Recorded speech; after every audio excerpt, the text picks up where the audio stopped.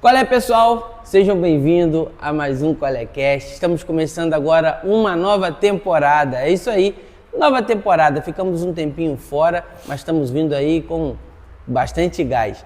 Bom, você sabe que aqui no Colecast a gente conversa sobre diversos assuntos. E religião também é um assunto que a gente bate muito, conversa muito e explica algumas religiões que fazem parte aqui da nossa região, a galera, né, que frequenta, pessoas que gostam, simpatizam, está sempre querendo saber sobre religião.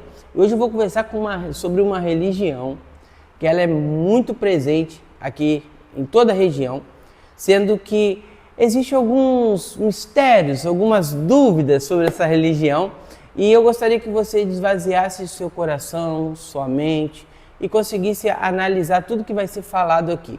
Porque já teve religiões que a gente conversou aqui no programa, que as pessoas depois falam, poxa, Thiago, não sabia que a religião era assim, era assim.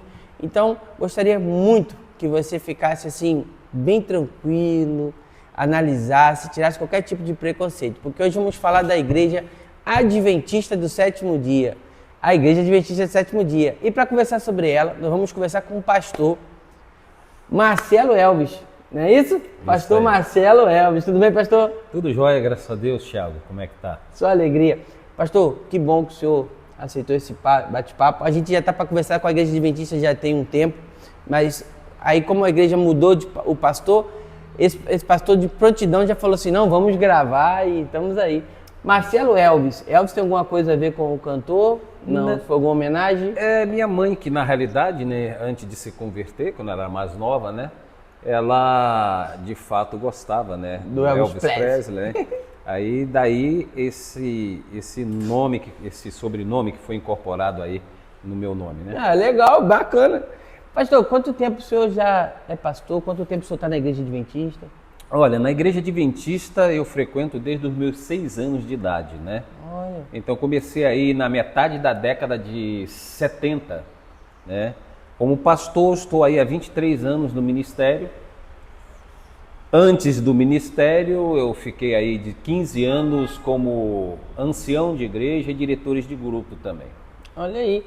Ô, pastor, você disse que está 23 anos no ministério e você agora está aqui no distrito de Lavrinhas, né? De Cordeiro. Distrito de Cordeiro. De Cordeiro. E por quê? Como funciona isso? Os pastores viajam em troca de distrito? Como funciona na isso Igreja Adventista, a Igreja Adventista, Thiago, o nosso sistema, tem vários sistemas dentro da composição das igrejas, né? Das denominações, posso dizer assim. A Igreja Adventista é o sistema representativo, né? Onde a autoridade não está no pastor, mas ela recai sobre a membresia. Por exemplo, vou dar um exemplo. Na Igreja Adventista existem os oficiais da igreja, que são os departamentos, o ancião, que é o braço direito do pastor, e nós, durante a cada igreja, nós fazemos então a comissão mensal. E tudo aquilo que for resolvido na comissão da igreja, que na realidade são propostas, elas deverão serem levadas à membresia para que a membresia ela possa então votar. E é o voto da maioria presente ali naquela leitura de ata ali, que foi anteriormente analisada pela comissão, levada para a Assembleia vota e é o voto da maioria presente. Né? Que é o sistema representativo. Então, tem outros sistemas, sim, como o sistema congregacional, episcopal, né? A Igreja Adventista é o sistema representativo, onde a autoridade e tudo aquilo que é resolvido na igreja é a membresia que vota. Então, nesses 23 anos, você não ficou, por exemplo, pastor de uma só igreja, você rodou o Brasil. Na Igreja Adventista, nós... a igreja trabalha da seguinte forma: o pastor ele é líder ali de um distrito. Esse distrito ele pode variar dependendo do qual distrito. Ele pode ter 3 igrejas, ele pode ter 5, 10, 15 igrejas. Lá no norte do país tem distrito com mais de 25, 30 igrejas. Olha. Onde o pastor, às vezes, muitas das vezes, pela demanda, né, e a geografia, ele tem que às vezes ter ali a lancha para poder chegar no outro distrito e às vezes leva aí 2, 3 dias para chegar, né? Então, assim, a Igreja Adventista, ela trabalha dessa maneira, né? Ela trabalha onde o pastor, ele tem a sua rotatividade. Ora ele está no distrito, que pode durar 1 ano, pode durar 2 anos. O normal é que um pastor fique no distrito uns 4 anos. E logo em seguida ele é transferido. Mas como é feita essa transferência? A mesa diretiva da associação aonde nós estamos ligados, estamos submissos a esta liderança, né, que ela administra um campo, e este campo ele é composto de vários distritos. Eu vou dar um exemplo, por exemplo, o nosso campo aqui, eu vim da Rio Sul, a associação Rio Sul, que é a associação da Igreja Adventista aqui no estado do Rio de Janeiro. Então aqui são 3 associações. Mas a igreja em geral é uma. É tipo assim, a Igreja Adventista, porque tem denominações que tem vários pastores, digamos, donos de igreja, líderes de igreja. A Igreja Adventista, ela tem um único líder e tem essas várias vertentes, né? Assim, vários ramos. Tem a associação que cuida de distrito tal, associação que cuida do outro distrito, é assim? Na realidade, se nós formos tratar com relação assim à organização da Igreja Adventista, nós temos a sede principal dela que fica nos Estados Unidos. Tipo, tem um cabeça geral. Tipo a Igreja Católica, eles têm o Papa deles lá, né? Só que eles têm o líder com seus departamentais. Ou seja, essa liderança, ela não eu posso dizer assim, fixa. De 5 em 5 anos, que é o quinquênio, nós temos a reunião da Conferência Geral, aonde esse líder, com toda a sua representatividade, que são os departamentais, e quando eu falo departamental na questão da igreja no âmbito geral, que é a Conferência Geral, são os departamentos de cada divisão. Nós temos a divisão euroasiática, a divisão do Pacífico, a divisão sul-americana, na qual nós pertencemos, e tem 8 países que fazem parte da divisão sul-americana. Nós temos a divisão norte-americana. Então são várias divisões que trabalham juntamente com o pastor geral da Conferência Geral para administrar, né, esses países aí, que são mais de 150 países. Olha aí, a Igreja Adventista então é uma igreja bem grande, né? Ela está em vários países, isso é muito legal. Pastor, eu tenho umas perguntas para fazer, porque quando eu falo que a gente vai conversar com o pastor Adventista, as pessoas falam, tem uma pergunta sobre isso e tal. Pastor, a Igreja Adventista precisa ser membro para a pessoa visitar um culto? Porque as pessoas pensam assim, a Igreja Adventista, nossa, essa igreja, você tem que fazer parte, você tem que ser batizado, senão você não entra. Como funciona o culto da Igreja Adventista? Olha, a Igreja Adventista, ela é uma igreja que está com a porta aberta para todos, né? Nós não temos acepção de etnia dentro do contexto da Igreja Adventista. A Igreja Adventista, por exemplo, existem pessoas que fazem parte de alunos da escola sabatina sem ser batizados. Então, para você ser um aluno da escola sabatina na Igreja Adventista, necessariamente você não precisa ser batizado, porque tem muitas pessoas que não são batizados e fazem parte então dos alunos, que é uma escola mundial, né? Que é a escola sabatina, onde nós nos reunimos a nível do mundo. Nós nos reunimos aqui na América do Sul, principalmente no horário de 9 horas e vai aí até 10h10, até 10h15. Então, se a pessoa que está nos assistindo quiser assistir um culto na Igreja Adventista, é só ir. É só ir, né? E vocês serão bem-vindos, né? A igreja está aqui para receber, ela é calorosa nesse sentido, para receber qualquer um que vier, seja de qualquer credo religioso. Nós estamos apenas aí para abreviar a volta de Jesus. Este é o lema da Igreja Adventista. Isso que eu ia perguntar também. A palavra, o título, o nome da igreja é Adventista do Sétimo Dia. Você pode falar um pouquinho sobre esse nome? Adventista, obviamente você está falando do advento, né? Do sétimo dia. Consegue me explicar? Adventista do sétimo dia, nós temos a conexão de que a nossa função aqui é cumprir exatamente Mateus 24, verso 14, que quando este evangelho do reino for pregado para testemunha a todas as nações virá o fim. Então, qual é o objetivo da igreja adventista?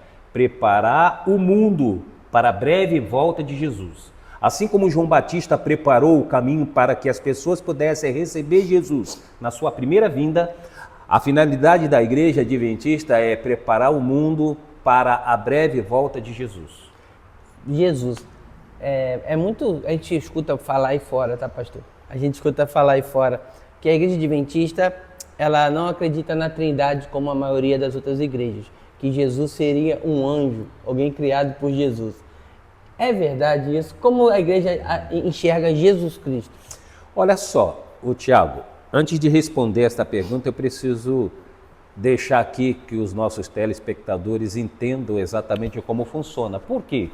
As pessoas, elas têm a liberdade de escrever o que ela quer. E hoje nós temos aí o contexto do ano 2000 para cá, as redes sociais têm sido um veículo de informação em grande massa, né, para alcançar muitas pessoas, né? E a internet realmente, quando ela é usada beneficamente, ela tem sido uma arma poderosa para a proclamação do evangelho. Só que muitas das pessoas, elas falam exatamente aquilo que as pessoas falaram. Ou seja, eu uso até uma expressão... telefone sem fio, né? Eu uso uma expressão seguinte: elas ouviram o galo cantar, mas não sabem onde o galo está cantando. Então, a nossa igreja já foi tratada como seita, e às vezes é tratada como seita, uma igreja que não acredita na Trindade. Pelo contrário, nós acreditamos, e esta faz parte das 28 doutrinas da igreja adventista, e uma delas é sobre a Trindade, de Deus Pai, Deus Filho e Deus Espírito Santo. Nós acreditamos exatamente em Deus Pai, Deus Espírito Santo, que não é uma força, mas é uma personalidade, né? Eu posso deixar claro aí e apenas usar um texto da Bíblia de dizer que o Espírito Santo não é uma força, uma energia, mas o Espírito Santo de fato é uma personalidade. Porque você não pode mentir para uma pedra, você não pode mentir para uma parede, por uma coisa inanimada. Você somente mente para uma pessoa que tem raciocínio. E aquela história que nós encontramos ali em Atos capítulo 5, que fala sobre Ananias, mostra claramente ali, a própria palavra de Deus diz que Ananias não mentiu aos homens, mas mentiu a Deus. Então, né, o Espírito Santo, ele é Deus também. E se ele é Deus, ele é triuno, ele é onisciente, onipresente e onipotente. Então eu posso afirmar aqui para a galera que está assistindo que essa história que a igreja adventista não acredita que Jesus é Deus, mas sim uma criatura de Deus ou um anjo, é falácia, isso é mentira. Sim. Olha aí, se você também ouviu falar isso, deixa aí nos comentários, porque isso acontece muito e a galera fala. Inclusive, a Bíblia fala, né, que o único pecado que não é perdoado é contra o Espírito Santo, né? Então não é qualquer coisa, o Espírito Santo. Sim. Que legal. E outra coisa que o senhor mesmo tocou no assunto aí, muitas denominações, eu falo porque às vezes as pessoas estão estudando a Bíblia, porque o adventista gosta muito de estudar a Bíblia, né? Inclusive, a igreja trabalha com esse intuito de dar estudo tirando as dúvidas, não é isso? A gente segue exatamente aquilo que o próprio Deus deixou como legado nas Sagradas Escrituras. Quando você pega ali, Tiago, o capítulo 5, versos 39 do Evangelho de João, o que está escrito lá? Examinai as Escrituras, porque julgais ter nela a vida eterna, e são elas que de mim testificam. Você está vendo que ele está falando os textos, capítulos, versículos, sim, de cabeça, e não está nem olhando. E se você estiver em casa assistindo e quiser ver o que ele está falando, está de acordo, pega a sua Bíblia, vai lá, dá uma olhadinha, vê o que ele está falando, está ali dentro da palavra. Legal. Então, e por que as pessoas, assim, no seu ver, né, o senhor que é pastor aí há 23 anos na igreja, Por que você acha que quando as pessoas levam a informação que está estudando com o adventista, eles escutam justamente o que você disse, que a igreja, cara, cuidado que a igreja adventista é uma seita. Por que você acha que ele levou esse rótulo? Olha só, Tiago, às vezes as pessoas, elas direcionam, né, ou definem a igreja adventista como uma seita, e muitas das vezes elas não sabem nem o que é uma seita. Se você acusa alguém ou alguma organização de ser uma seita, a primeira coisa que você deve ter em mente, a definição. O que é uma seita? Realmente.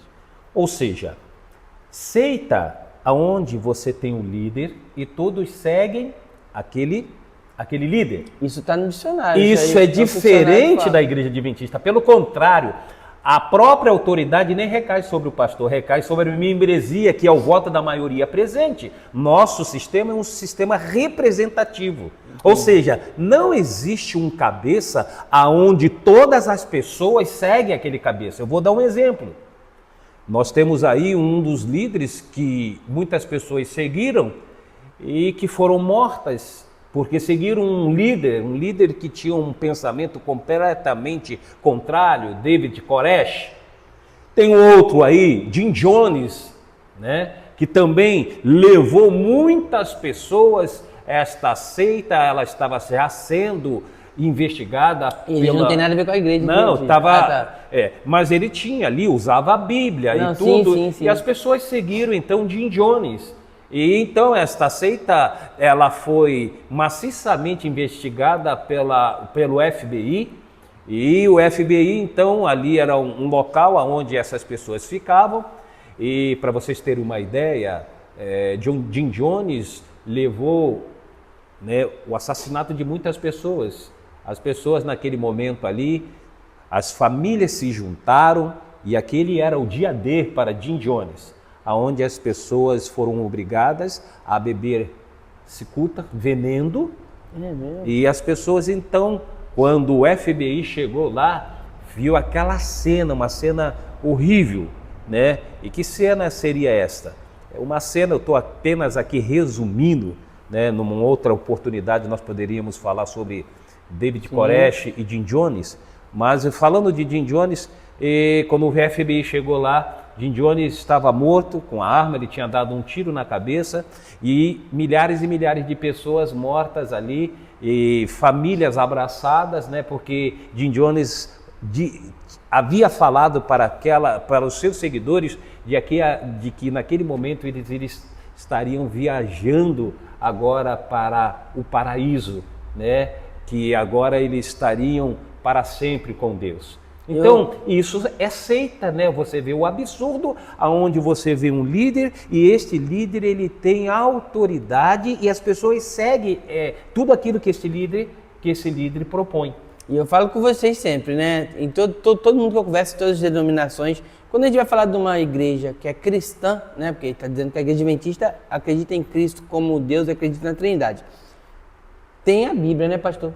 Se o seu líder religioso fala, você tem que ver se está de acordo com o que está escrito. Exatamente. Porque senão você acaba virando uma ovelha cega naquele pastor ali, que o que ele fala vira lei, vira ordem.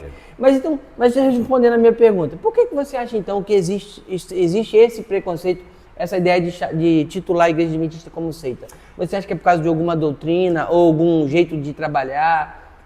Tiago, prioritariamente, e pode também ser tema de algum outro assunto que nós podemos abordar aqui, esta semana passada eu fiz um artigo para a revista Adventista, não sei se vai ser publicado ou não, falando exatamente a respeito do sábado.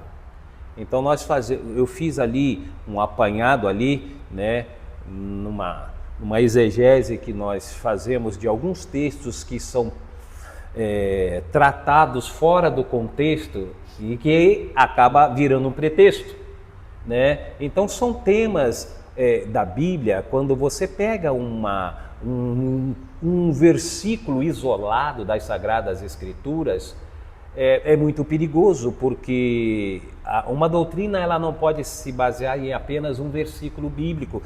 Você tem que ter uma contextualização de outros versículos. Quando você, por exemplo, eu defendi o meu TCC na teologia sistemática, né? Onde nós usamos outros autores não adventistas, como por exemplo, o meu tema foi a unidade na antropologia bíblica, onde eu peguei, né, os 4 evangélicos, principalmente os evangelhos sinóticos, Mateus, Marcos e Lucas, e fiz um paralelo, né, exatamente no pensamento de Sócrates e Platão com relação à imortalidade da alma. Esse foi o meu TCC, né?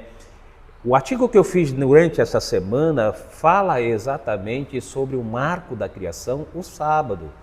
E nós temos que entender muito bem alguns textos que são pegos, Tiago, fora do contexto e viram um pretexto. Por quê?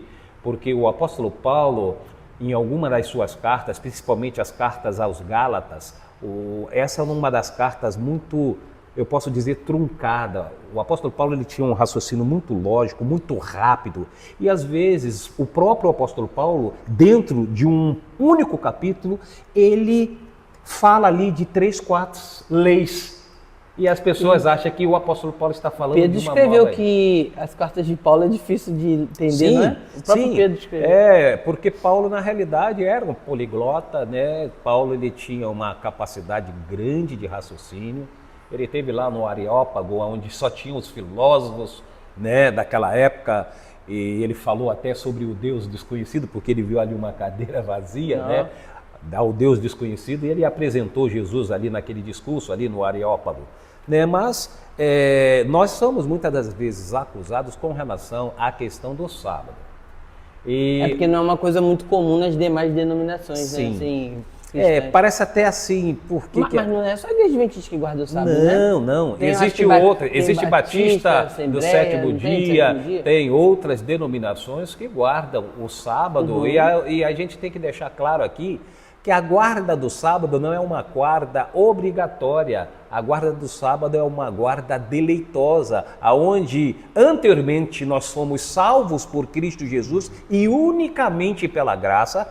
A Igreja Adventista ela nunca pregou, se alguns membros pregaram, a nossa organização não prega a salvação pelas obras. Nós pregamos o quê? Nós pregamos salvação unicamente pela graça através da fé em Cristo Jesus. Eu ia até te perguntar sobre isso. Mas pastor, o que é muito falado é que o sábado, né? Ele foi dado a Moisés em 2 tábuas de pedra, não é isso? É o 4º mandamento. Os 10 mandamentos. Os 10 mandamentos, é o 4º mandamento. Não seria isso só para os judeus? Já que ele entregou para Moisés ali no Monte Sinai, com o povo saindo do Egito.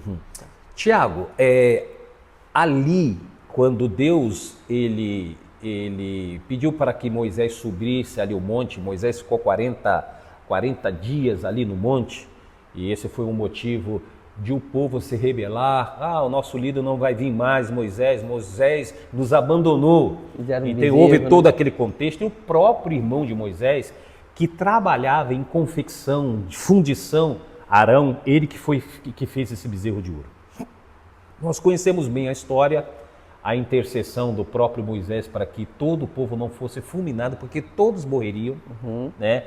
E aí tem aquele contexto onde o seu posterior sucessor, que seria o seu sucessor, né, que foi ao encontro de Moisés, né, Josué, e aí ele viu aquilo tudo ali e até questionou, mas isso daí não é alarido de guerra, porque Moisés ele conhecia exatamente, foi educado na maior escola superior de guerra que era do Egito, ele conhecia exatamente todas as estratégias de guerra. Ele foi educado para ser um faraó, né? E ele falou, não, isso não é alarido de guerra, isso daí é orgia, que a isso filha é do pecado. faraó que criou ele, né? Isso, a Hatshepsut foi a filha de faraó que criou Nunca Moisés. ia decorar esse nome. Hatshepsut, né? Era a filha de faraó. Então, foi nesse contexto que as 2 tábuas de pedra foi dada. Sim. Pastor, mas não existia a lei? Sim, a lei ela sempre existiu. ela sempre existiu. Mas ela, ô Tiago, ela não era codificada. Ela não havia sido escrita. Porque as leis que Deus deu para o seu povo, desde a época de Adão, ela era passada oralmente de filho para pai, de avós, para netos. Até assim hoje os judeus têm a tal da Torá oral, não tem? Falada? Sim, tem. Entendeu? Então, assim, quando você fala Torá, você está falando dos 5 primeiros livros escritos por Moisés, que é Gênesis, Levítico, Números, Gênesis, Êxodo, Levítico, Números e Deuteronômio, que era considerado e é considerado Pentateuco. como livro da lei ou Pentateuco. Só que, com relação a essas 2 tábuas de pedra, e note o seguinte, tudo aquilo que Deus escreveu, e nós temos o único relato na Bíblia que foi escrito pelo próprio dedo de Deus. Foi Deus que escreveu os 10 mandamentos. Os 10 mandamentos. Ele escreveu com o seu próprio dedo numas 2 tábuas de pedra. A Bíblia foi escrita por homem, inspirada por Deus. Homens inspirados por Deus. Mas os 10 mandamentos... Os 10 mandamentos é o único momento onde Deus escreve e escreve com o seu próprio dedo. Olha né? aí. Ou seja, você se lembra, Quão Tiago? grande é, né? Quão grande é. Você se lembra que naquele contexto ali onde Jesus estava exatamente com aquela mulher que foi aparentemente pega em flagrante delito, adultério? O que Jesus fez? Jesus ele não escreveu os pecados daquelas pessoas que estavam ali acusando aquela mulher numa pedra. Porque Deus é longânimo em perdoar. Ele se agachou e ficou escrevendo na Ele escreveu no chão, na terra, porque logo o vento iria o quê? Apagar aquilo que que o próprio Cristo havia escrito. Só que quando ele escreveu a sua lei, ele ele deu essa importância de escrever com o seu próprio dedo em pedras, que significa perpetuidade. Quando você escreve alguma coisa em pedra, fica ali. Então, só para a gente entender, antes mesmo que existisse o povo judeu que veio de Abraão da promessa, já existia o sábado. Sim. Já existiu no matarás, que Sim. Tanto é que o problema do Caim foi ter matado, não é isso? Aqui tem, Tiago, olha só, aqui na própria Bíblia, né, muitos têm esse raciocínio, né, de que de fato o sábado foi para os judeus. Sim. Mas a Bíblia ela deixa bem clara aqui, já no início dela, no capítulo 2, versos de 1 a 3, que eu posso 2, 1 a 3. Abre a sua Bíblia aí para acompanhar aí. Gênesis capítulo 2, você que está nos ouvindo aí, ou que irá nos ouvir posteriormente, no capítulo 2, versos de 1 a 3, olha o que diz a palavra de Deus. Assim, pois, foram acabados os céus e a terra e todo o seu exército. E havendo Deus terminado no dia 7º a sua obra que fizera, descansou nesse dia de toda a sua obra que tinha feito. E abençoou Deus o dia 7º e o santificou, porque nele descansou de toda a obra que como Criador fizera. Esse texto deixa claro. O Gênesis é o primeiro livro da Bíblia, não é isso? Isso. Então, aí foi antes até do próprio pecado. Sim, aqui foi o período da criação. O sábado, ele fecha o período da criação. Entendeu? Ele não é apenas 6 dias. O sábado, ele fecha o período da criação. Ou seja, Deus criou o mundo em 6 dias e o 7º descansou. Mas no 7º, ele o quê? Ele instituiu o sábado da criação. Entendi. Então, o sábado, Antes ele é judeu. anterior ao povo judeu. Sim. Não existia judeu nesta época aqui. Apenas existia quem aqui depois do sábado? Depois do sábado? Depois que Cristo tinha instituiu. Adão e Eva. Somente os nossos primeiros progenitores que existiam ali. Não existia a nação de Israel. Então, calma aí, pastor. Então, eu tenho um relato. Na época no deserto, com o povo judeu, e eu tenho um antes do povo judeu. Sim. Eu tenho alguma coisa depois do povo judeu? Temos. Porque, né, está entendendo meu raciocínio? Temos. Então, hoje, por exemplo, o sábado, ele tem que ser observado? Hoje o sábado, ele ainda, você acha que está em vigor? Porque Jesus curou no sábado. Jesus permitiu que colhesse uma espiga de milho no sábado. Eu tô te falando porque são as perguntas que as pessoas têm na cabeça. Fala assim, olha, sim. então, tá vendo? Nem Jesus guardou o sábado. Sim. Nós temos que ter em mente o que é a guarda do sábado. Tá? E o que é trabalho no sábado? Será que trabalho no sábado, Tiago, é você ir lá na casa de uma pessoa que ela está enferma e você fazer uma comida ali para ela, isso é pecado? Eu vejo que não. A Bíblia diz, é lícito fazer o bem. Palavra de Jesus, né? É lícito fazer o bem no sábado. Então, trabalho, tudo aquilo que caracteriza trabalho é quando você ganha, você tem o seu lucro. Se eu pegar ali e dizer o seguinte, pastor, tem uma pessoa ali que está enferma, a mesma pessoa, ela está enferma. Eu vou ali, faço comida para ela, não cobro nada. Foi uma ação social que eu prestei para aquela pessoa. Eu fiz o correto. Agora, você está agradando a Deus. Agora, eu estou agradando a Deus. Agora, se essa mesma pessoa que está precisando ali da minha ajuda, eu chego, vou lá e ela fala assim, olha, eu gostaria que você fizesse uma comida ali no sábado para minha mãe. Ela está enferma, está doente. Eu vou te pagar aí uns R$200. Muda a conotação da questão do sábado. Eu estou trabalhando, mas qual é o sentido do trabalho? Ação social, benevolência, ajuda ao próximo, amor ao próximo. E é exatamente assim como resume a lei de Deus, amar a Deus sobre todas as coisas e ao teu próximo como a ti mesmo. Um cirurgião, por exemplo, ele se tem um acidente, uma emergência, ele não vai chegar então dizer para o cara assim, ó, se não morrer até amanhã, que é domingo, eu opero. Sim. Ele vai poder operar porque ele vai salvar uma vida ali. Sim, é lícito fazer. Então foi isso exatamente. Então você acha que essa é a grande confusão da galera hoje? E o próprio Jesus mesmo, ele falou isso daí quando ele esteve aqui no seu ministério aqui, que durou 3 anos e meio. Ele disse, se você vê então uma ovelha cair no buraco, você não vai tirar essa ovelha ali do buraco? Vai deixar ela morrer? Entendeu? Então... Mas por que ele tinha essa preocupação? Os judeus não viam o sábado desse jeito? Então, nessa época de Jesus, os judeus eles eram rigorosos, tipo assim, eles deixavam morrer, mas não ajudavam? Como é que funciona? O que acontece, Tiago? Eu posso, num outro podcast desse, tratar exatamente, especificamente sobre esse assunto. Porque é um assunto muito complexo, um assunto que talvez aqui, se nós formos discutir, nós vamos ter aí no mínimo uns 2 horas de podcast, ou mais. Sim. Ou até em 2, 3 vezes. Já fica o convite aí, ó. Vamos ter outro encontro para frente aí. Entendeu? Então, é muito complexo nós abordarmos a esse assunto. Mas eu vou rapidamente somente resumir aqui.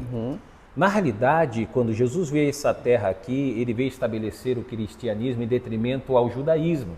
E isso incomodou muitos líderes religiosos que viviam naquele contexto ali em que Jesus viveu. O que acontece? Eles criaram, Tiago, inúmeras situações dentro da própria lei que Deus havia estabelecido, e principalmente o sábado, onde nem mesmo eles conseguiam guardar, era um fardo, era um peso para as pessoas ali. Por exemplo, eu vou dar um exemplo. Eu vou dar um exemplo. O sábado é um dia deleitoso, onde você vai para a igreja, onde você vai ter um encontro com Deus. E talvez você poderia dizer o seguinte, mas pastor Marcelo Elvis, eu não posso ter outro dia para adorar? Com certeza, meu amigo, meu irmão, minha irmã, você pode ter outro dia para adorar. A única diferença é que foi o próprio Deus, segundo o que nós lemos aqui, ele abençoou, ele guardou, ele santificou nesse dia. Então foi algo que ele separou. Eu posso separar outros dias para adoração a Deus? Posso, como devo fazer. Mas ele estabeleceu esse dia para a sua adoração, para que toda a carne viesse nesse dia em adoração a ele. Em tudo aquilo que é secular, tudo aquilo que não faz parte da minha adoração a Deus, eu devo deixar de lado para o quê? Para ter esse dia como um dia deleitoso, um dia onde eu vou para a igreja, eu uso os meus dons, os meus talentos, a minha voz para adoração a Ele. E aí durante o sábado eu vou dormir? Não. Alguns pensam que é isso que é a questão dos adventistas. Não, eu vou visitar um orfanato, eu vou visitar um asilo, eu vou levar uma mensagem de esperança, eu vou dar um estudo bíblico, uma pessoa, eu vou visitar um enfermo. Então esse é o objetivo do sábado, né? O sábado, por isso que a Bíblia diz que o sábado não foi feito por causa do homem, mas o homem pelo sábado. Para o sábado, ou seja, nós como seres humanos somos mais beneficiados de estarmos em harmonia com esse dia que Deus estabeleceu lá na sua criação e não depois que Jesus veio aqui e veio aí o povo judeu. Então Jesus estava ali, Jesus estava tipo contra o sistema, o sistema da época, exatamente. Não contra o mandamento em si. Depois nós podemos falar numa outra ocasião de trazermos este assunto aí, né? E talvez assim as pessoas não tenham um certo esclarecimento de alguns decretos que foram estabelecidos no passado. Entendi. Por alguns imperadores, né? Será que o sábado ele sempre estava vigente? Nós temos aí alguns textos que depois nós vamos abrir a Bíblia numa outra ocasião e mostrar claramente que quando, por exemplo, Jesus ele morreu e ali ele estava na tumba de José de Arimateia, as pessoas elas esperaram as horas dos sábados terminarem para irem ao sepulcro ungir Jesus. Ou seja, quem eram essas? Maria Madalena, né, e outras Marias. Então, se de fato o sábado tivesse perdido a sua vigência, elas não teriam observado segundo o seu costume. Esse carinho, né? Elas não teriam observado segundo o seu costume, porque Jesus havia falecido e não teria agora nenhuma relevância com relação a elas agora continuarem. Será que Jesus não teria dito para ela a partir de agora, Maria Madalena, porque era amiga íntima de Jesus ali, elas eram oriundos ali de Betânia, né, que era uma aldeia, Marta, Maria e Lázaro, que foi ressuscitado pelo próprio Jesus. Você acha que Jesus não teria dado alguma recomendação a eles? Olha, depois da minha partida, vocês não têm mais a obrigatoriedade do sábado. Pelo contrário, elas descansaram, como diz lá o texto lá, né? Esse texto está lá no Novo Testamento, está ali nos Evangelhos, né? E elas descansaram segundo o seu costume. Depois, então, elas foram embalsamar o corpo de Jesus. Então, no Apocalipse lá, quando João estava na ilha de Pátimo e ele teve uma visão. A Bíblia fala que ele teve a visão no dia do Senhor. Você acredita que esse dia do Senhor não? Então não é o domingo. Olha, porque muitas denominações falam assim aqui, em Apocalipse, eles pegam lá do grego e falam assim, isso aqui significa o domingo. Não tem João, o anjo veio no dia do Senhor falar com João. Sim. Esse dia é o sábado. Você acredita que é o sábado? Sim. Nós podemos ter. Aí, um dia que nós fomos... Olha só como é que a Bíblia ela é uma fonte inesgotável de conhecimento. Isso daí já é um tema que nós vamos trazer aqui, uma exegese nesse texto. Aí eu estou falando de teologia bíblica.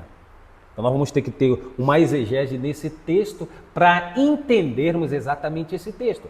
Eu posso dizer uma coisa. Existe texto na Bíblia que diz o seguinte, Diago: o vinho é bom e alegra o coração. Então eu posso beber, porque ele é bom, ele alegra o coração. E algumas vezes a Bíblia diz que o vinho é escarnecedor, o vinho é isso e aquilo. Como compreender? Uma coisa nós temos que ter clareza aqui, Tiago, que a Bíblia não pode se contradizer, senão ela não é a palavra de Deus. Uma coisa, num momento, ela diz que o vinho é bom, no outro é escarnecedor. Parece que está tendo um paradoxo com relação a isso. Mas nós temos que entender que a Bíblia foi escrita de diversos idiomas. O Antigo Testamento foi escrito praticamente em hebraico, algumas passagens no livro de Esté, no livro de Daniel, em aramaico, e todo o Novo Testamento foi escrito em grego koiné. Então só para resumir, ali no dia do Senhor, você acha que é o sábado, não é o domingo?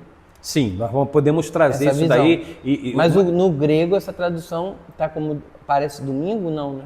Por que eles pegaram o isso? termo aí é cariaque, remera, entendeu? E tudo. Nós podemos trazer isso daí mais detalhadamente, que já é uma coisa mais teológica, uma coisa em que exige ali, nós podemos trazer aí e fazer a exegese desse texto para vocês compreenderem exatamente ali. Por que eu trouxe exatamente a questão do vinho? Exatamente isso daí. Nós, no grego, e é outro podcast que nós poderíamos falar sobre vinho, né? Há muito tempo atrás, na Rádio Melodia, teve uma discussão mais de 25 anos atrás sobre o vinho. Se o vinho que Jesus transformou nas bodas de Caná era um vinho fermentado ou não, ou seja, um vinho alcoólico ou não. Isso tem debates até hoje. Sim. Eu vejo debates diretos sobre isso. Só, Tiago, que dentro do contexto da língua onde foi escrita a palavra de Deus, a Bíblia, nós temos três palavras para vinho no Antigo Testamento: Yahrim, Tiroche e Sheká. Mas essa é no Novo, né? No Antigo Testamento nós temos mas três... a passagem que Jesus transformou está no grego. Não, sim. Nós temos três vocabulários para vinho: Yahrim, Tiroche e Sheká. Vinho fermentado, vinho não fermentado e um que serve para os dois. No grego, nós temos mais três palavras para vinho: oinos, gleuco e síquera. Também há uma usada para vinho fermentado, outra, vinho não fermentado, e outra pode ser aplicado para os dois. Entendi. Entendeu? Lá, nas bodas de Caná, a palavra que é encontrada ali no grego, ela pode servir para os dois. E agora? Você tem que contextualizar o contexto Você acha em isso várias acontece em coisas. Apocalipse, então? Em várias coisas. Tem um contexto. Contextualizar ali. Será que o vinho que Jesus ele transformou nas bodas de Caná era fermentado? Bom, vamos supor. Eu não estou fazendo aqui exegese de texto, né? Porque eu fiz uma monografia que tinha como título lá aquela passagem de Paulo aconselhando a Timóteo: olha, Timóteo, eu aconselho a ti que não somente beba água, mas um pouco de vinho para a enfermidade do seu estômago. Ele tinha um problema de enfermidade. Qual era o contexto ali que de fato ele estava passando ali? Era o gnosticismo, que era uma filosofia grega que estava ali imperando naquela época ali.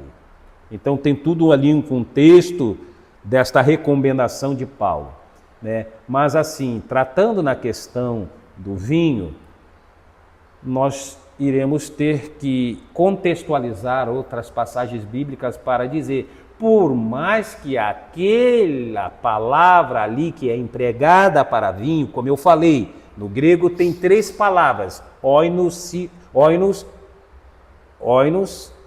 gleuco, oinos, gleuco e síquera, né? A palavra oinos para vinho fermentado e não fermentado.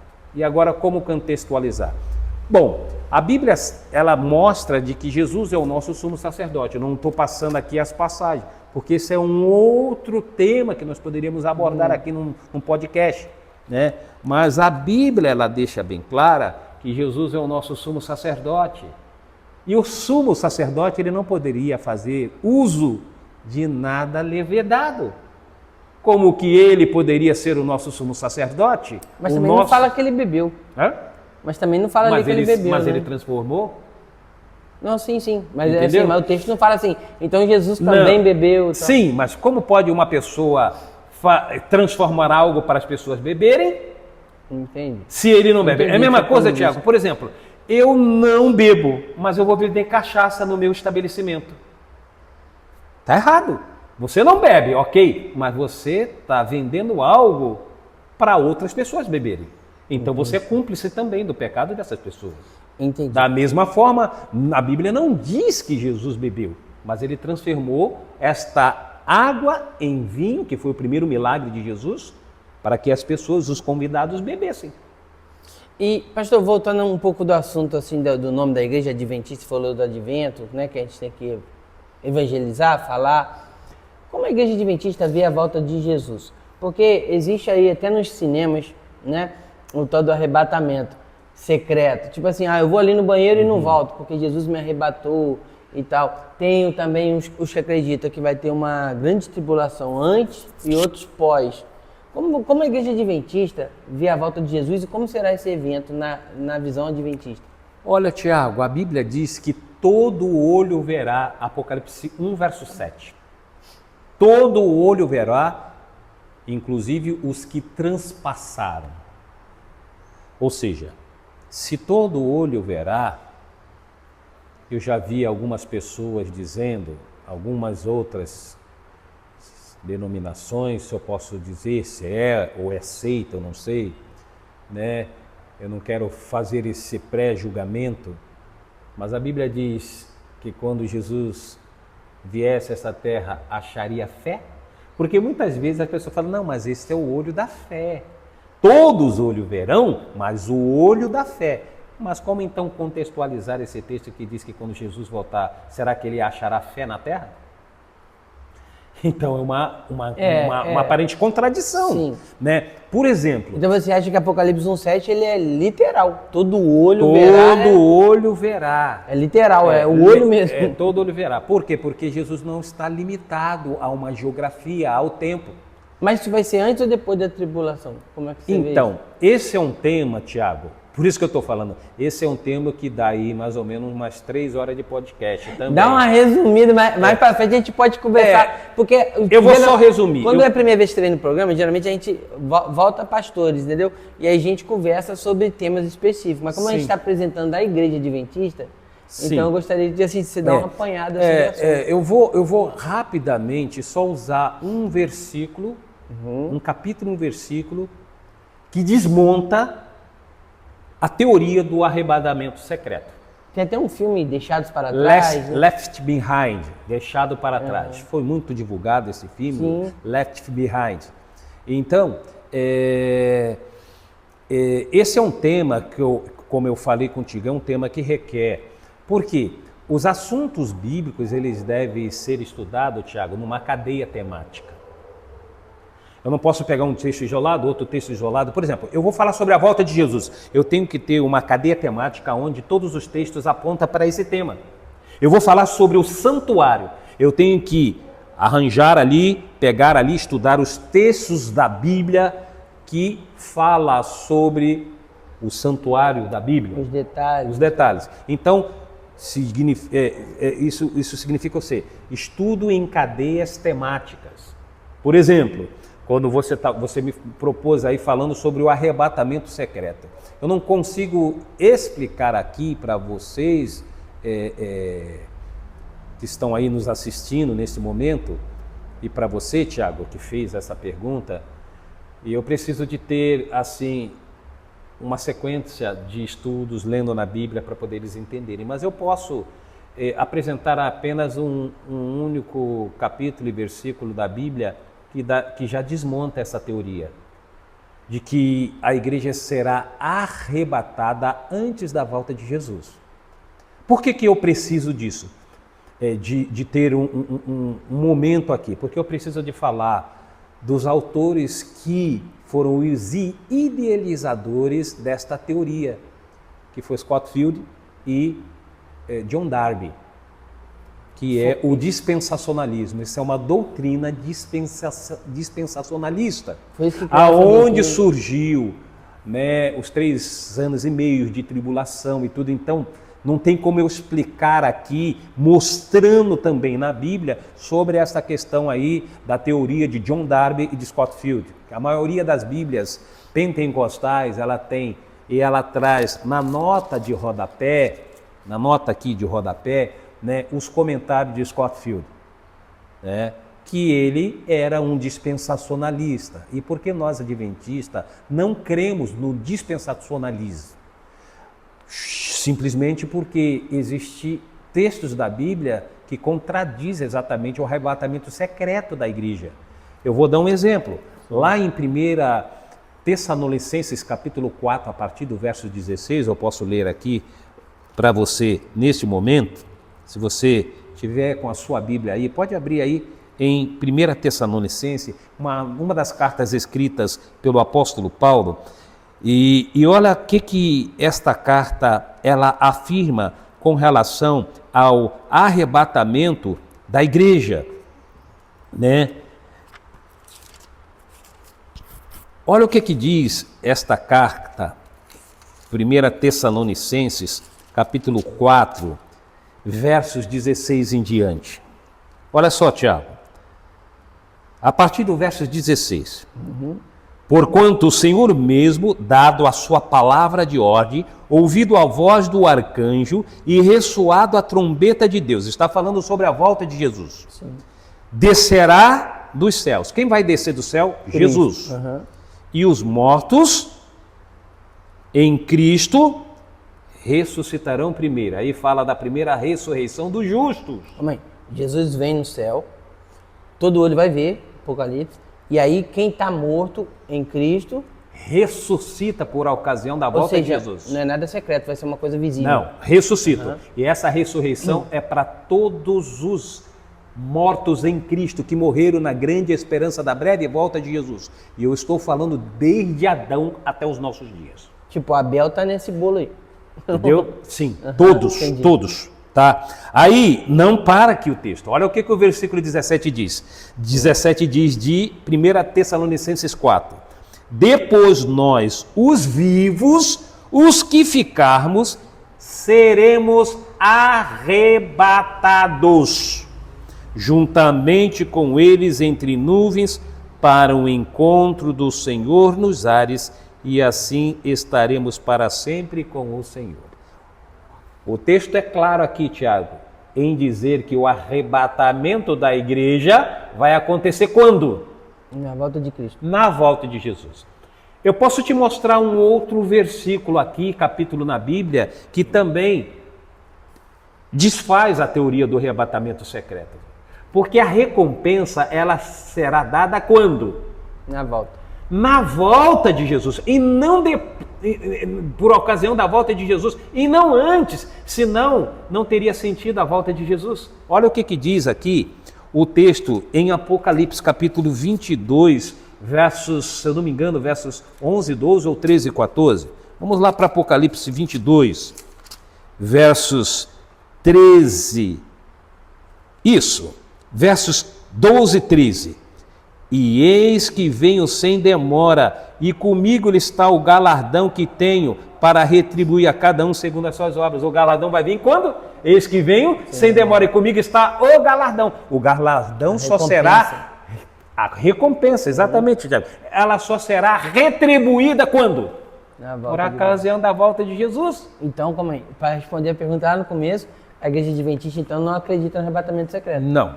O arrebatamento ele será visual, todo olho verá. Por quê? Porque ele acontecerá por ocasião da volta de Jesus, porque Paulo diz aqui nas primeiras cartas aos Tessalonicenses, no capítulo 4, verso 17, e nós, os vivos, os que ficarmos, seremos arrebatados juntamente para o encontro do Senhor nos ares. Então vai ser um evento único, onde isso tudo vai acontecer. Único.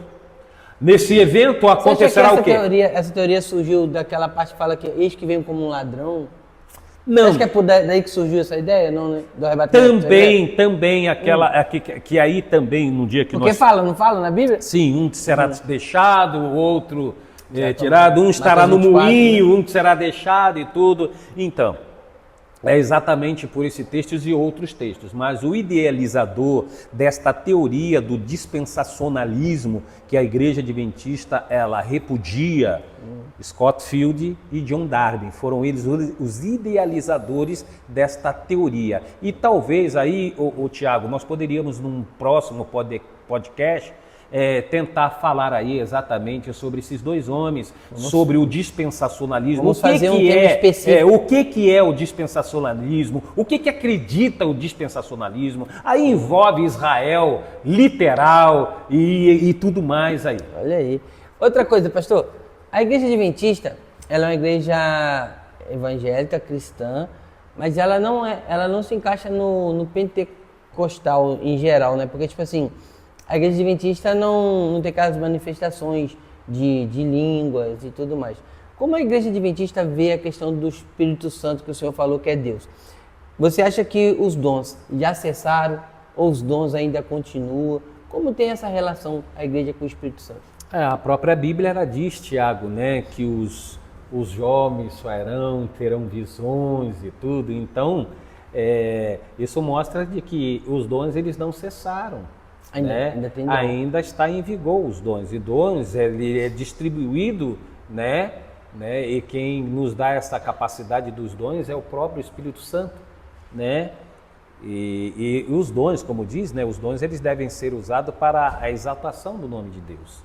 Então, por exemplo, nós acreditamos, pastores adventistas, a igreja adventista acredita no dom de língua. Sim, nós acreditamos no dom de línguas, mas que dom de fato o apóstolo Paulo ele fala a respeito desses dons? Esse também, Tiago, é um outro tema. Nós vamos conversar um dia temas específicos desses como temas. A galera está conhecendo a igreja nesse bate-papo nosso, é só para a pessoa. Sim. Então acredita realmente que o dom ainda existe. Existe, e o dom de línguas é um dom manifestado pelo Espírito Santo. E nós acreditamos, sim, nós acreditamos no verdadeiro dom de língua na qual o apóstolo Paulo sempre pregou e deixou ali como legado nos seus escritos. Então o Espírito Santo não agiu só para os 12? Não. A manifestação do Espírito Santo ela aconteceu de uma forma mais forte no ano 31 da era cristã, ou seja, no dia de Pentecostes. Ali, daí que vem a igreja pentecostal. Ali foi uma confirmação, não que Deus não havia aceitado, mas foi uma confirmação do sacrifício de Cristo. Jesus sempre disse o seguinte: eu não posso ir sem que antes venha o Consolador. Paracleto, o Espírito Santo. Jesus só ascendeu quando aconteceu o quê? A vinda do Espírito? Sim. Ele falou bem claro para os discípulos: permanecei vocês em Jerusalém, até do alto serem revestidos de poder. Não ia deixar eles órfãos, né? Sim. Então foram 120 pessoas que foram agraciadas pelo poder do Espírito Santo. E nós, analisando no contexto da Bíblia, esse foi o período da chuva temporã que caiu, ela ainda continua caindo, mas ela caiu fortemente entre ali os discípulos, ao ponto de que o próprio Pedro, num único sermão, 3.000 pessoas se converteram, mas 2.000 pessoas se converteram, foi uma benção. Porque foi uma bênção, ali foi a atuação direta do Espírito Santo. Agora, para os nossos últimos dias, Deus prometeu derramar sobre a sua igreja a chuva serôdia, ou seja, a quantidade, o aguaceiro maior do Espírito Santo que será derramado para quê, pastor? Para a conclusão da obra de Deus contido na palavra de Deus. Então, grandes coisas estão por vir. Por isso que diz, não é por força humana, mas pelo meu Espírito que esta obra será terminada. Olha aí, amém. E pastor, para a gente encerrar o bate-papo, se eu não falar, a galera vai falar, você não falou. Ok, eu achei interessante que a gente está batendo papo já tem um bom tempo e você só está citando Bíblia, né? Quer dizer, parece que a Bíblia é o alicerce da igreja, né? Tudo está baseado aí na Bíblia. É a solo escritura, né? Como diz, né? Somente a escritura é a base, né? Mas como a gente ouviu o galo cantar, mas não sabe aonde, como você disse lá fora, as pessoas acham que a igreja adventista a gente não leva a Bíblia para conhecimento geral, mas sim Ellen White. Como eu falei do dom, a igreja adventista acredita que Ellen White foi uma profetisa, também inspirada pelo Espírito Santo. Mas você, hora nenhuma, citou Ellen White, aí só está citando Bíblia. E como é que você acha essa confusão? E explica a gente aí, que está assistindo a gente, a Ellen White não é pregada na igreja, é pregada a Bíblia, ou a gente, se a Ellen White fala uma coisa que a Bíblia não diz, a gente deixa de lado? Como funciona essa relação? Olha, Tiago. E quem foi Ellen White? Se você puder resumir isso aí, que a gente está terminando. Ellen White, olha, nós fomos acusados e somos acusados, Tiago, com relação a marcar data para a volta de Jesus. Outra coisa, de que quem foi fundador da igreja adventista foi Ellen White. Uma outra coisa, nós marcamos a data para 1844, 22 de outubro, o desapontamento e que foi a igreja adventista que marcou. Eu quero deixar claro aqui que muitas pessoas que elas escrevem a respeito da igreja adventista, a primeira coisa que nós devemos fazer quando nós escrevemos acerca de algum assunto, ou talvez até mesmo de alguma igreja, no mínimo nós devemos ter um pouco conhecimento exatamente das nossas raízes, da nossa igreja, para poder dizer aquilo que ela não diz, ou omitir aquilo que ela diz. Sim. Por exemplo, quando surgiu o grande desapontamento, não existia a Igreja Adventista do Sétimo Dia. Quero deixar claro para você. A Igreja Adventista, ela foi fundada, organizada em 1863. Depois o desapontamento foi em 1844. Segundo, este movimento que foi conhecido, o movimento millerita, que começou exatamente com Guilherme Miller, que era um pastor batista, e ele pregou sobre a iminente volta de Jesus, baseado exatamente numa profecia de Daniel 8,14, que diz que até 2.300 tardes e manhãs o santuário será purificado. Esta profecia, ela foi maciçamente estudada nesse período, e uma das pessoas que foram o desenvolvedor dos cálculos matemáticos proféticos desta profecia, sabe quem foi? Isaac Newton. Quem foi Isaac Newton? Vocês sabem quem foi? Foi um dos grandes cientistas e matemáticos da época. Isaac Newton estava envolvido nisso? Sim, foi ele que desenvolveu o cálculo das 2.300 tardes e manhãs. E viu exatamente a exatidão matemática nas profecias bíblicas, baseado exatamente no livro de Daniel 8,14, que até 2.300 tardes e manhãs o santuário será purificado. Houve um grande desapontamento, mas não foi a Igreja Adventista Imagina que... todo mundo esperando a data, chegando... É amanhã. Sim, mas não foi a Igreja, Tiago, a Adventista que marcou a data. Até mesmo porque esse movimento, conhecido como movimento millerita, ele era um movimento interdenominacional. Ellen White era metodista, José Bates era de outra denominação. Então era um movimento que ganhou corpo, e este movimento era um movimento interdenominacional, eram várias religiões. Assim, depois do desapontamento, aquele grande grupo se dispersou e ficou um pequeno grupo estudando, Tiago, para ver aonde de fato eles haviam errado, porque de fato os cálculos proféticos eram exatos. A conta batia. A conta batia. Entendi. Só que foi a interpretação. E eles então ficaram ali unânimes, perseverantes em oração, altas horas da noite, madrugadas, em comunhão e oração, pedindo a Deus. E Ellen White fez parte já disso. Sim, pedindo a Deus, o Espírito Santo. Quem fez parte desse movimento? Tiago White, José Bates, Irã Edson e vários outros que estavam ali no movimento millerita. Sim. E aí então, depois do desapontamento, eles começaram a estudar.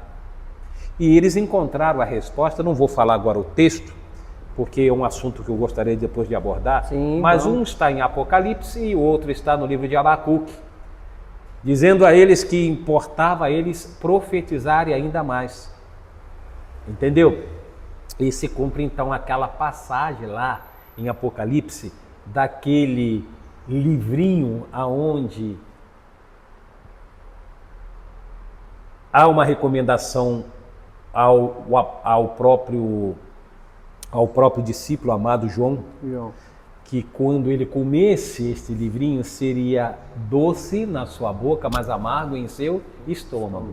Ali dizia o seguinte: doce na boca, porque foi o maior privilégio deles terem participado daquele movimento, aonde eles pregaram a iminente volta de Jesus para aqueles dias.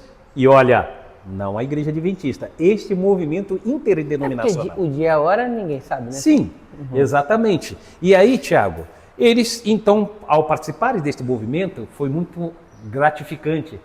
Aconteceu algo que aconteceu na igreja primitiva. Eles venderam as suas propriedades. Não tinha mais significado. E sabe o que aconteceu, Tiago? Muitas pessoas que naquela época ali, e no contexto onde aconteceu ali, nos Estados Unidos, existia ali uma parte grande que era rural, onde as plantações ficaram ali, nas árvores, os frutos caíram, apodreceram, porque não tinha mais sentido de colher, porque eles subiriam naquele momento ali, por ocasião da volta de Jesus. E aí eles, além de descobrir esses dois textos, um está no livro de Abacuque e o outro lá no livro de Apocalipse, eles também tiveram uma confirmação por Irã Edson,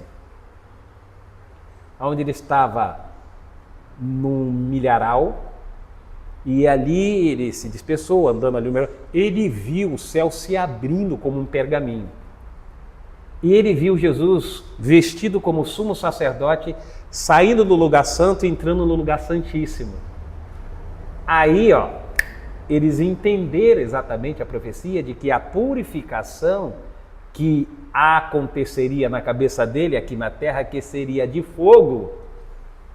Durante a volta de Jesus não fala que essa terra será transformada pelo fogo de Deus? Eles acreditavam exatamente que era aqui essa purificação. Mas era a segunda obra de Jesus, como assim acontecia no sistema do santuário aqui na terra, aonde o sacerdote ele entrava no lugar santo, uma vez por ano, não, todos os dias ali para oferecer o sacrifício, e uma vez por ano, que era chamado o dia da expiação, ele entrava apenas uma vez só. E Jesus, quando ele ascendeu ao céu, ele foi para o primeiro compartimento do santuário celestial. E ele precisava fazer a segunda obra, que, assim como na época, aqui na terra do santuário, também tinha. Por quê? Porque o santuário celeste é o original e o terrestre era uma cópia do original. Isso tem sentido porque Moisés recebeu as do que ele viu.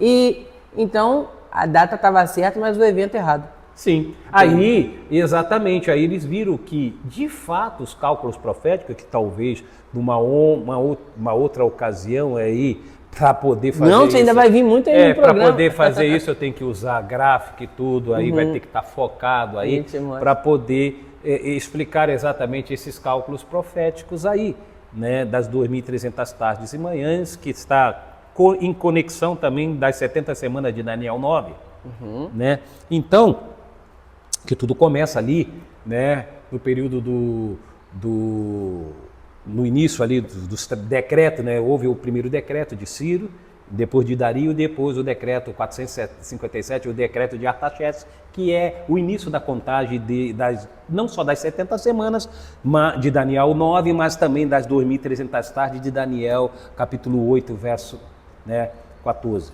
E por que nesse movimento todo a Ellen White teve esse destaque todo hoje? Então, um outro assunto que nós devemos deixar claro aqui, Tiago, é com relação ao dom profético que foi concedido a Ellen White. Né? Para nós entendermos exatamente aí a história da Igreja Adventista, como aconteceu isso, no início ali, alguns já conhecem assim, bem relativamente assim, superficialmente a questão daquela pedrada que ela recebeu, ela ficou impossibilitada de prosseguir no estudo e tal, sabendo que Deus havia concedido o dom profético antes de Ellen White, de duas pessoas, uma deixou de ela ter essas visões e a outra rejeitou de levar essa visão, então Deus usou uma pessoa frágil, incapaz, que foi Ellen White, para poder então ter o dom profético, né? O dom de profecia. Deixa eu só ver um negocinho aqui, pastor. Parece que ele ficou... Ah, não, tá funcionando ainda. Vamos certo. Entendeu, Tiago? Então, assim, note que... Tivemos um corte rapidinho, assim que eu fui ver como é que tá a gravação. Então, note, Tiago, que são assuntos, assim, que não tem como você misturar diversos assuntos para tentar explicar. Não, te entendi. Porque é que a gente está fazendo um apanhado sobre a igreja. Você só está fazendo um apanhado assim, mas que esses assuntos, esses assuntos têm que ser estudados separadamente, que são assuntos completamente diferentes um do outro. Mas arrebatamento é um. Dom profético de Ellen White é outro. Dom de línguas é outro. E assim sucessivamente. Eu estou dizendo por quê? Então... Não tem esse negócio de substituir a Bíblia por Ellen White. Não. E outra coisa que eu ia te perguntar sobre isso também. A Igreja Adventista, ela tem a Casa Publicadora Brasileira, né? Mas a Bíblia Adventista, ela tem alguma diferença das demais Bíblias? Qual a Bíblia que a Igreja Adventista usa? Tipo assim, tem uma Bíblia que é só da Igreja Adventista? Só a tradução da Igreja Adventista? Não, a nossa tradução, né? A questão das traduções é um outro assunto que nós poderíamos abordar aqui, é outro assunto, né? De traduções, né? De revisões que essas Bíblias sofreram. Nós usamos aqui, eu estou com essa daqui, e a grande maioria usa a João Ferreira de Almeida, revista e atualizada. É a mesma, mesmo 66 livros? Mesma quantidade, ou seja, 39 livros no Antigo Testamento e 27 livros no Novo Testamento, é a mesma Bíblia, tá? Nós também usamos, e eu uso, a revista corrigida também de João Ferreira de Almeida para estudos bíblicos. Eu uso a Bíblia de Jerusalém, eu uso a nova versão internacional, eu uso a King James, eu uso a Gold News Bible, uma outra Bíblia em inglês, entendeu? Então, assim, nas minhas pesquisas, nos meus estudos, existem muitas Bíblias que ela tem boa tradução, né? Mas a gramática é um pouco mais antiga. Existe bíblica que ela vai mais perto do original, né? Do original bíblico, entendeu? Mas eu gosto muito da João Ferreira de Almeida, revista atualizada, né? Eu gosto dessa também. Porque é uma versão que a Igreja Adventista procura usar, não que ela não use. Existem pessoas que têm outras Bíblias de outras versões. A Bíblia da Igreja Católica, as mais antigas, não as da agora, mas as mais antigas, elas traziam exatamente a questão ali, né, no Decálogo, exatamente como está no concílio, no catecismo. Guardai domingos e festas e tudo ali, em detrimento ali, em substituição ao sábado, em bíblico, né? Então, por exemplo, a Bíblia Católica, ela tem 7 livros a mais, que são os apócrifos. Poderíamos mais tarde falar sobre isso daí, né? Mas tipo, os nossos amigos dos Testemunhos de Jeová, eles têm uma Bíblia... A Bíblia dos Testemunhos de Jeová não é as Bíblias dos cristãos. Ela tem muitas coisas tendenciosas ali. Então, essa que é a pergunta. Tipo assim, a Bíblia dos Mórmons ou o livro dos Mórmons também nós não podemos... Mas a Igreja Adventista, então, tem uma Bíblia tendenciosa? Não, a Igreja Adventista é a mesma Bíblia dos nossos irmãos pentecostais, dos batistas, presbiterianos. É a mesma Bíblia, não tem Bíblia assim separada. É a mesma Bíblia com 66 livros, 39 livros no Novo Testamento e 27 livros no Novo Testamento e 39 no Antigo Testamento, né? E aí, curtiram esse bate-papo hoje? Gostaram mesmo? Cara, então hoje eu espero ter passado para vocês um pouquinho sobre a Igreja Adventista, que é o nosso intuito. E você? Qual denominação que você quer que a gente traz aí para os próximos programas? Deixa no comentário, manda um direct. Quem sabe a gente não vai falar aí da sua religião. Pastor, obrigado. Passamos de 1 hora de gravação, programinha legal. Você está convidado para a gente conversar termos específicos lá na frente, tá bom? Sim. Que aí a gente faz 1 hora só sobre aquele tema, né? Sim. É o que ele disse. É muito complexo alguns assuntos, né? Mas espero que vocês tenham tido uma ideia o que é a Igreja Adventista.